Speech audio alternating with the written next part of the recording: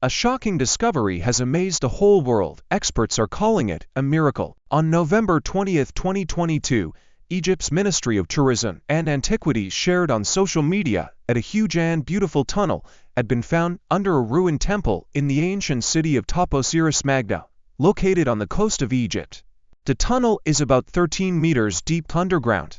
It was discovered by Kathleen Martinez from the University of Santo Domingo in the Dominican Republic, along with her team, during an ongoing excavation. This discovery surprised not just them, but archaeologists around the world.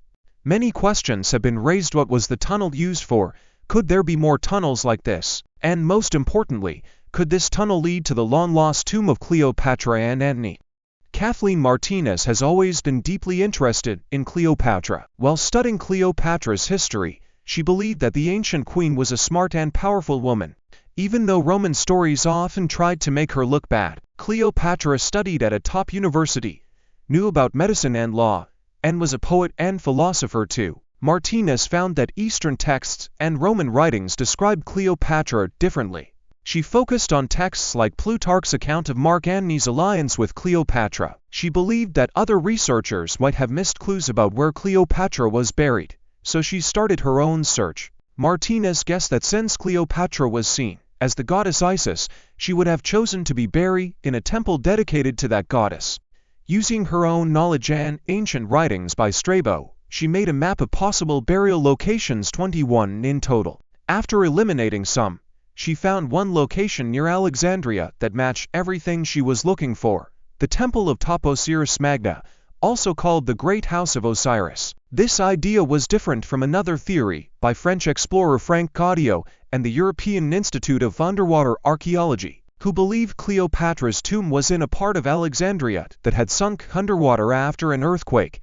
Their underwater excavations began again in 1992. Following the clues, in 2002 she made her first trip to Egypt and managed to contact Zahi Hawass, the archaeologist and director of the Supreme Council of Antiquities, and also visited some temples. Though when she arrived at Taposiris Magna, she understood that it was the place she was looking for.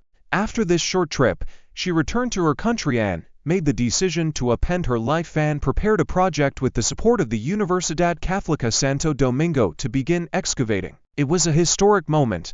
It was the first time that Egypt had granted a license to excavate to a country in Latin America. Kathleen Martinez herself financed the first expedition and many others, and as the work began in 2004, she decided to leave her law practice to move to Egypt and dedicate herself to archaeology. It was around 2005 when Martinez returned to the Dominican Republic, met with the Dominican Republic Minister of Foreign Affairs, was appointed as the first Minister of Culture to Egypt, and was issued a diplomatic passport. And within no time, excavations at Taposiris Magna began. Taposiris Magna is a semi-destroyed temple located on the edge of Lake Marriott in Borg El Arab, about 50 kilometers east of Alexandria and the second largest city in Egypt. It wasn't going to be the first time that Taposiris Magna was being excavated. The first time, it was destroyed by Napoleon somewhere around 1798. Seeing the condition of the temple, the Egyptian authorities considered it an unimportant,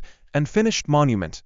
But according to Martinez, in reality, it was destroyed and forgotten in the sand. As the excavation proceeded, the archaeological evidence, including to subterranean chambers within the temple's walls, was found. Martinez's archaeology claimed it to be a new and important contribution to archaeology. A hieroglyphic and demotic stele was also located, indicating that the temple was considered holy ground.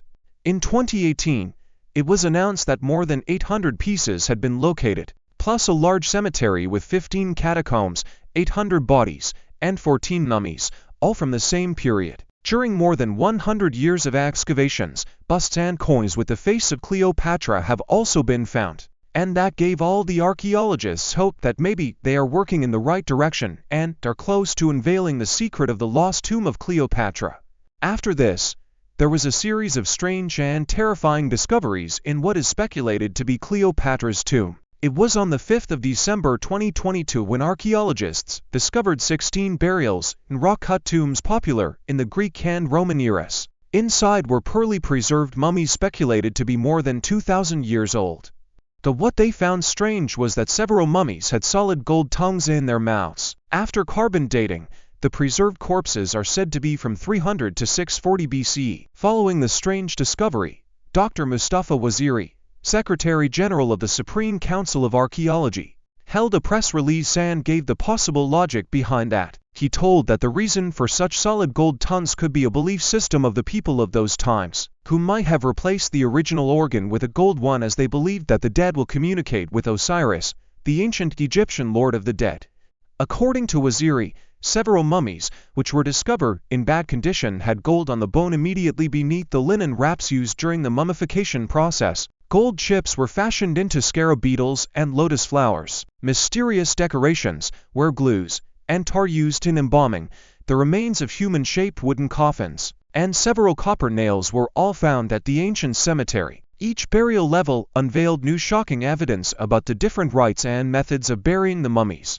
Lead archaeologist Kathleen Martinez of the University of Santo Domingo said, "There was this strange thing that the gilded decorations on the parsonage around a second mummy's head depicted a crown and a cobra snake." She added, "On the chest the decorations depicted a necklace from which hung the head of a falcon, the symbol of the god Horus." The Antiquities Ministry said a number of coins bearing the name and portrait of Queen Cleopatra VII had previously been found inside the temple, and this possibly can be a step in the right direction. But the strange discoveries didn't stop there. Just when archaeologists all around the globe were celebrating the centenary of the discovery of Tutankhamun's tomb during excavations at Taposiris Magna, archaeologist Kathleen Martinez and her team discovered a huge tunnel more than 4,200 feet long and 42 feet deep. The excavations uncovered a huge religious center with 3 sanctuaries, a sacred lake, more than 1,500 artifacts, busts, statues, gold coins, a huge collection of coins representing Alexander the Great,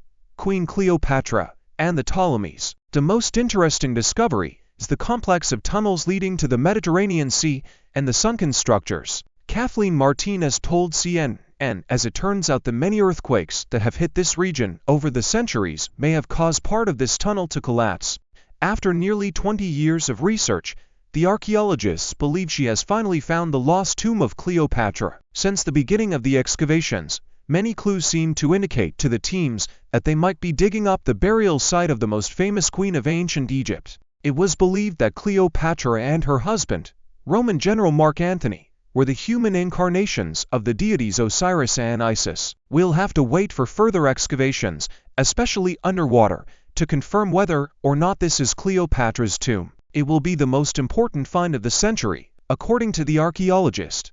Whilst it's being considered a huge discovery now, some people think that there might be no tomb of Cleopatra and Antony. Seeing the nature of their relations with the Romans, it is hardly possible that they were buried with ritual and not cremated or left to rot. Considering the situation today, and analyzing all aspects of history, we can say that even though we're still far away from the discovery of Cleopatra's tomb, we're a step closer now.